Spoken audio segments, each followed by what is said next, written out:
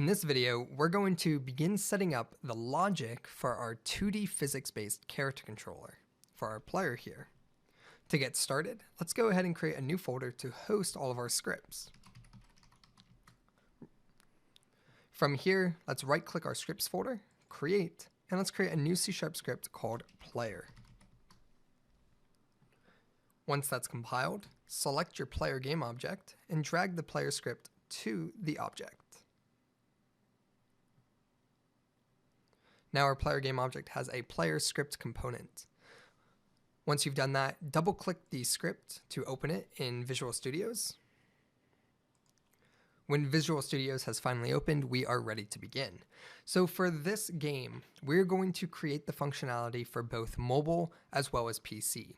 To begin, we're going to be focusing on just the PC portion. We're going to get to the mobile UI as well as all of the functionality for that later in the course. Right now, we're going to be working on the system of using the WSAD or the arrow keys to move. Now, if you're familiar with my first course, The Ultimate Guide to Game Development with Unity, we covered the input manager and how to get access from the left and right horizontal inputs. So what I would like us to do here is we need to do just that. We need to get access to those inputs so that we can control our player left and right. And then what we need to do now is instead of using transform.translate to move our object, we're actually going to be using the rigid body 2D system, and we're going to be modifying the velocity of our player.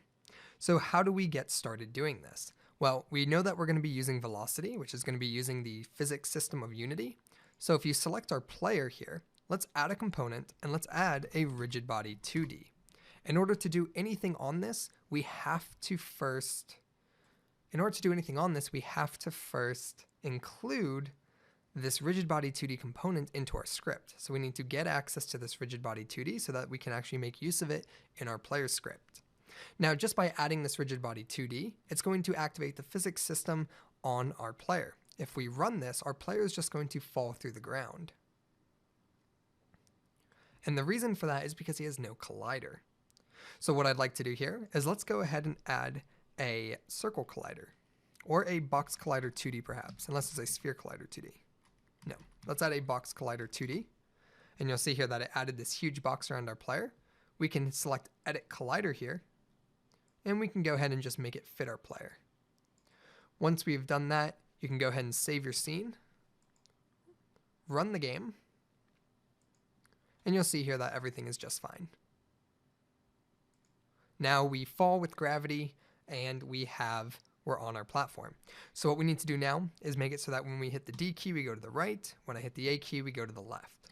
So the first thing we need to do is we need access to this rigid body. From there though, how do we actually move according to our inputs?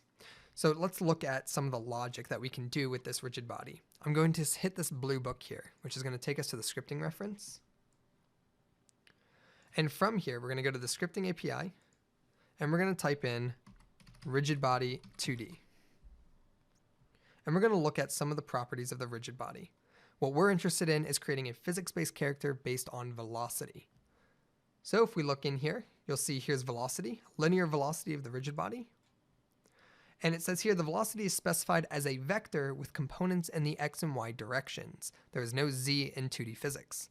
The value is not usually set directly, but rather by using forces. The velocity can gradually decay due to the effect of drag if this is enabled. Basically, by using a rigid body 2D and using velocity, we're going to get a more smooth, realistic-like movement with all the forces affecting it. So let's go ahead and open up our script, and let's write out some pseudocode for what we want to do. Inside here, we have our void start and update. And what we want to do here is check for user input. So we need basically horizontal inputs, horizontal input for left and right. We can't go up and down because it's not a space shooter, right? So our player can only move left and right. Eventually we'll create a jump functionality, but all we care about right now is horizontal input. And once we get that horizontal input, we need to then access our rigid body and set our velocity using that force. So check this out.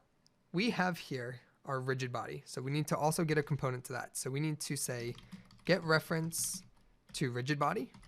So create a handle to that. So get handle to rigid body. You're going to assign that handle here. Assign the handle of rigid body.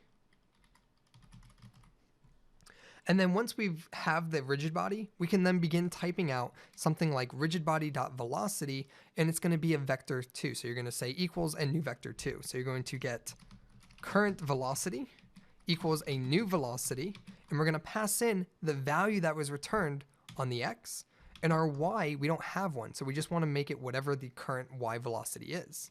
So we would say current velocity.y basically. And that is how you're actually going to move, by setting the current velocity to a new velocity. Now this is very similar to what we did with the transform .translate and transform.position stuff, where if you want to update the position, you get the current position and assign it a new position. It's the same thing with velocity. Every frame we're taking the current velocity and we're going to assign it a new velocity based on this horizontal input. So the x is basically going to be your horizontal input. So go ahead and try your best to get this working on your own, and I'll see you guys in the challenge review.